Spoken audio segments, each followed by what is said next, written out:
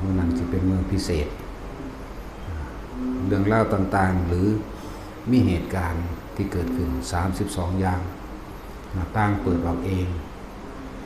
ลมทะเลสงบคลื่นทะเลสงบลงเองใบไม้ที่พัดอยู่กับต้นไม้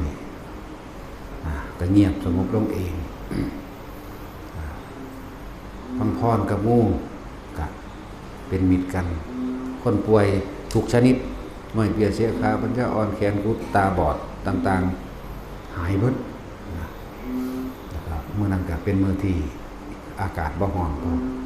คืออากาศโดยจักรวาลไม่ร้อนแต่ว่าดอกไม้ทิพย์ตกดอกไม้ก็เบ่งบาน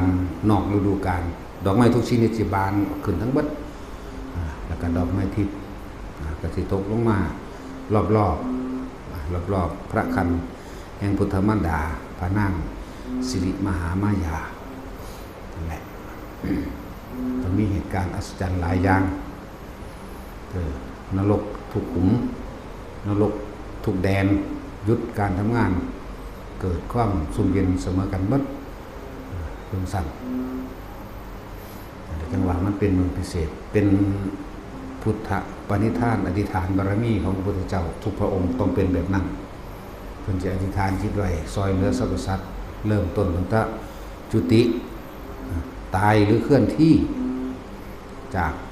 สันดุสิตเทพบุตรเข้าไปสู่พระกันแห่งมารดาและปฏิสนธิจิตเข้าสู่ซ่องหัวใจ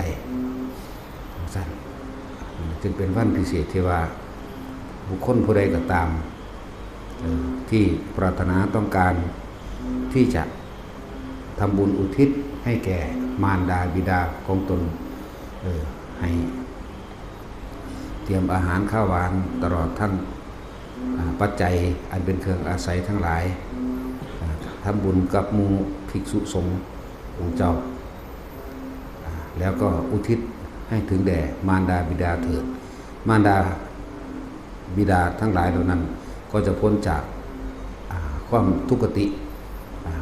กำเนิดทุกขติมีนรกมีเปรตมีเดรัจฉานพ้นออกจากคูติเข้าสู่สุคติมีสวรรค์เป็นต้นนั่นแหละจังว่าหลายๆอย่างที่